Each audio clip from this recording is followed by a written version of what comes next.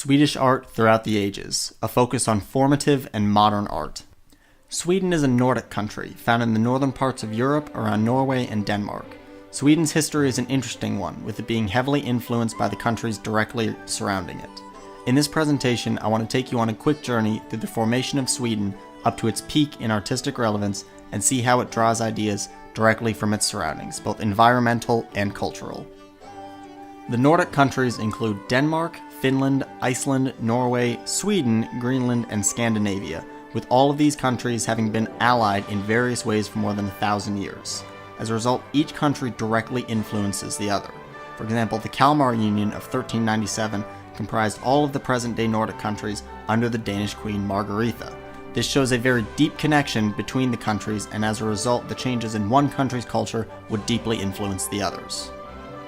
The history of Sweden as a nation-state is thought to have begun in 1523 under King Gustav I, after which it went on to become a hereditary kingdom. During this period, Sweden and Finland were one country, with the Kalmar Union dissolving in 1523. As a result, Sweden was very intertwined with the countries directly surrounding it, particularly Finland, but not as much involved with the rest of Europe.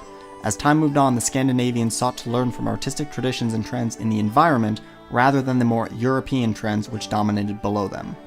In pre-modern art, the Swedish artists tended to focus on nature again, but also very recognizable things.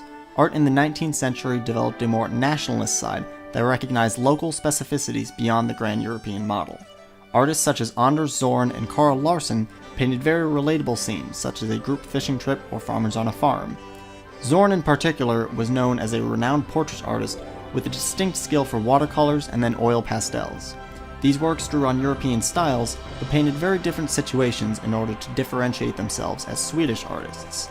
The idea of drawing on European styles while still isolating themselves as Swedish was a trend that continued until the more modern era. Moving into modern art, Swedish artists had a very particular way of focusing on different issues. Although bringing nature or non-human actors into art is not just done by Nordic artists, they've been able to focus on natural issues in a specific and direct way. These artists do a lot of social commentary work, much of it focusing on the environment.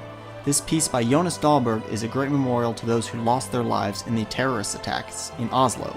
This memory wound, as it is called, is a physical representation of the split in the land that was caused by these attacks.